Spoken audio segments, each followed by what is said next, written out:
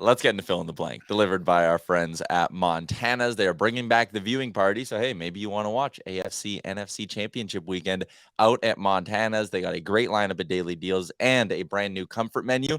Check it out, montanas.ca. Monday is half-price wings at Montana's. I went a couple weeks ago, and I'll be back. They're that good. Let's start with the Boston Bruins. You guys talked about them a little bit.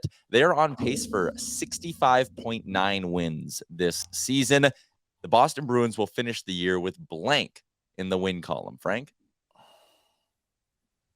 I could add this, actually, that would be, they're on pace for 65, and if they were to go just 500 the rest of the way, they'd finish with 55. So, like, 55 to 65 is kind of their window, I think. I say they win 64. They probably take their foot off the gas a little bit.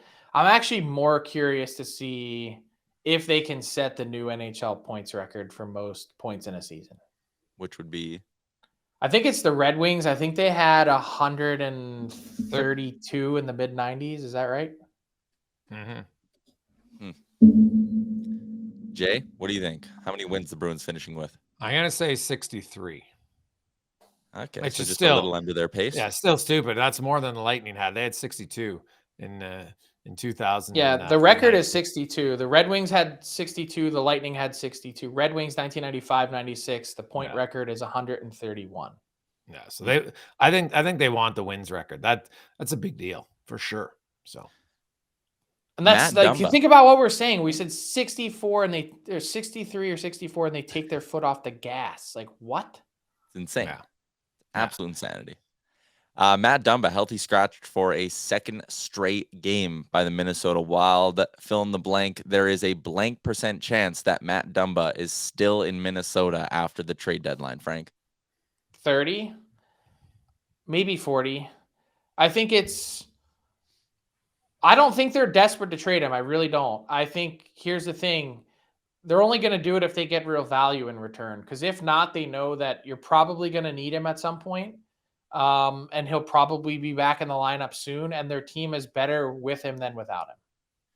And you know what? I totally forgot about Minnesota in the wild card race. They're only 1 point up in the Flames. Granted, they have some games in hand.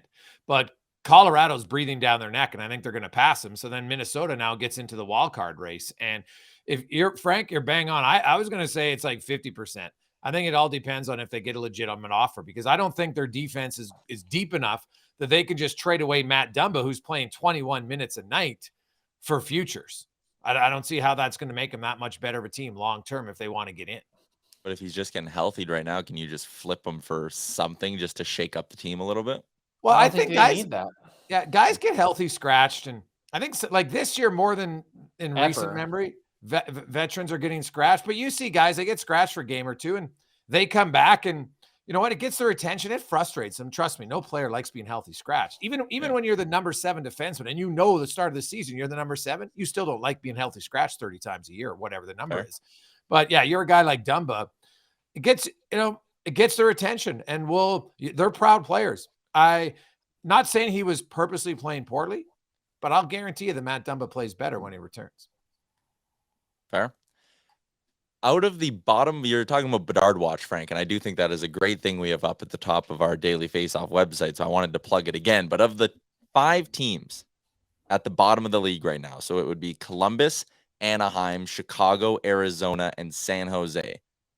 Blank has the best chance of turning things around quickly if they got Connor Bedard, Jason. Which team could flip their rebuild in a hurry if they got Bedard the fastest? Well, out of the 5, who would have the best? I would say Columbus, because Columbus has Gaudreau and Laine, and I think that they could go out. I think Elvis is he can have a bounce back season in goal. He's had a really tough year, but I think like John Gibson now, how many years running are we that he's had tough years? I do like Vejmelka in Arizona, but I'm just not sure they have anything else. So I'll say Columbus first, and I actually would put Arizona second. San Jose's in all sorts of trouble. In Chicago, they went down to the nuts. They don't have much. I just think it bounces back more quickly in Chicago if they you can begin to get a little more aggressive in terms of how you do it. I think Columbus is the easy and obvious answer. I think in Anaheim, what's holding me back from saying the Ducks is they have talented forwards. And by the way, Trevor Zegras is not the best player on that team. It's Troy Terry. I don't care how much love Zegras gets on video game covers, and I'm not knocking him at all, but it's Troy Terry that's the best player on that team.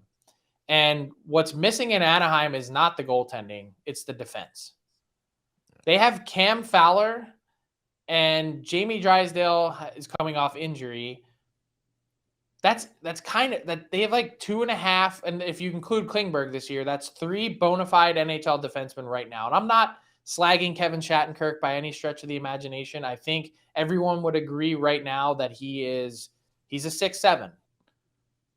They're really missing defensemen. That team is really short on them. And here's the thing. I think there was some chatter about Cam Fowler in the last few weeks. I've looked into it. I don't think they're actively shopping him, so to speak. Is Pat Verbeek going to be slamming the phone down if anyone calls? No. But he does have a pretty limited no trade list. And who are they going to play if they don't have Cam Fowler next year? How do you go out and find 5 or 6 NHL defensemen in one offseason to put into your lineup? It's almost impossible. And I think they've got a lot of defense prospects coming that are impressive, but they're not here next year or the year after. And it's going to be a while. So I would say Columbus, but I wonder about Montreal. Like, as I mentioned, they're not in that bottom 5 right now. They probably will be. And if somehow Florida can fall back into that mix to smash the 2 of those percentages together, that's a team that I'd look out. You know, I know the mixed results this year with Slavkovsky, but if you got Bedard down the middle, Slavkovsky with some size on the wing, and some of the other pieces that you have, then you start to really look hard at your defense. But they aren't in the bottom 5, so you technically can't use them as an answer, Frank. Too bad. Let's get to our PointsBet Canada bonus question, brought to you by PointsBet Canada. Updated odds all the time on the major awards around the NHL. Connor McDavid is running away with everything, as you could assume. In the last week, we've seen his Rocket Richard odds just go through the roof. He's now at minus 180 to lead the league in goals. Where I'm going with this, 40 goals in 48 games. Fastest player to 40 goals this century, I believe, because Bure would have done it in a little quicker in like the 99-2000 season.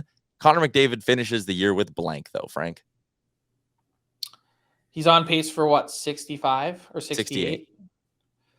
I